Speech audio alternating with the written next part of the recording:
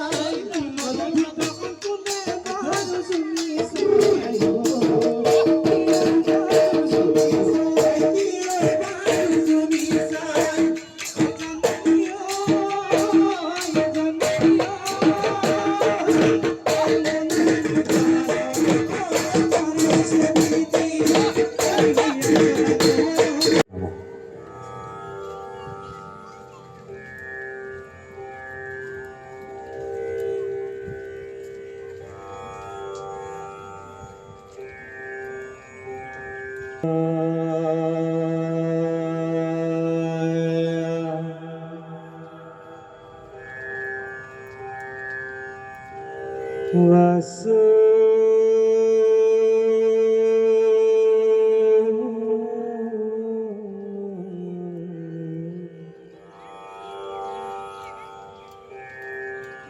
Devaya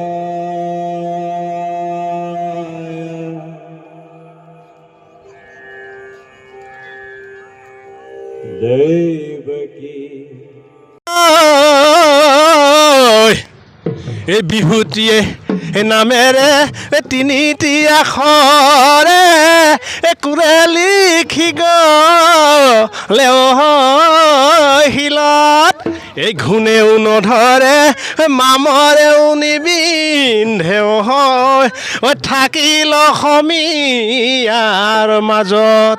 এই চাউলুক চুকাফা সমন্বয় ক্ষেত্ৰত আমি 10 দিনীয়া কাৰ্যসূচীৰে এই 5ম বৰ্ষৰ কাৰণে আমি যি বিহু নাচ আৰু ঢোলবাদন আখৰা আৰম্ভ কৰিছোঁ। সকলোকে ইয়ালৈ স্বাগতম জনাইছোঁ। আমি ভাবিছোঁ আজি প্ৰথম দিনাই আমাৰ সমল ব্যক্তি হিচাপে বহুকেইজন বিহুৰ লগত জড়িত প্ৰিয়াংকী জগত যিগৰাকী শিল্পীয়ে অসম তথা ভাৰতবৰ্ষৰ বিভিন্ন মঞ্চত ঢোলবাদন পৰিৱেশন কৰি খ্যাতি অৰ্জন কৰিছে। তেখেতৰ আমাৰ মাজত আজি উপস্থিত আছিলে ডক্টৰ গোলাপ ডেকা ছাৰৰ কথাটো ক'ব নালাগে, এজন সফল বিহুৱা। ডাক্তৰী বিদ্যাৰ লগতে তেখেত বিহুৰ লগত জড়িত। গতিকে আমি সকলো ছাত্ৰ ছাত্ৰী আৰু অভিভাৱকক আহ্বান জনাইছোঁ যাতে এই আমাৰ কাৰ্যসূচীত অংশগ্ৰহণ কৰি বিহু নাচ শিকি আমাৰ অসমীয়া জাতিৰ স্বাভিমান, অসমীয়া জাতিৰ আয়ুস ৰেখা বিহুটোক যাতে আগুৱাই লৈ যায়। ধন্যবাদ। আমি আজি 5ম বছৰৰ বাবে অন্তৰংগ সাংস্কৃতিক আৰু সামাজিক গোষ্ঠীয়ে এই বিহু কৰ্মশালা আয়োজন কৰিছোঁ। এই কৰ্মশালাত আমাৰ ওচৰৰ সকলো ছাত্ৰ ছাত্ৰী, শিশু শিল্পী আৰু অভিভাৱকৰ যি আমাৰ উদ্যম দেখিছোঁ, সঁচাকৈয়ে আমি খুব সুন্দৰভাৱে অনুষ্ঠানটো আগবঢ়াই নিব পাৰিম বুলি আমি আশা কৰিছোঁ। সকলোৱে যি সহায় সহযোগ দেখিছোঁ, সঁচাকৈ আমাৰ ভাল লাগিছে। গতিকে আগন্তুক এই ৰঙালী বিহুটোত আমি সকলোৱে মিলি আমাৰ জাতি, আমাৰ কৃষ্টি, আমাৰ সংস্কৃতিক আমি যাতে জীয়াই ৰাখিব পাৰোঁ, তাৰ কাৰণে আমি প্ৰচেষ্টা আগবঢ়াইছোঁ আৰু আমাৰ প্ৰচেষ্টা সদায় অব্যাহত থাকিব। আপোনালোক আহক, আমাৰ লগত সহায় সহযোগ কৰক। অন্তৰংগ সাংস্কৃতিক আৰু সামাজিক গোষ্ঠীলৈ আপোনালোক সকলোকে আমি সাদৰে নিমন্ত্ৰণ জনাইছোঁ। ধন্যবাদ।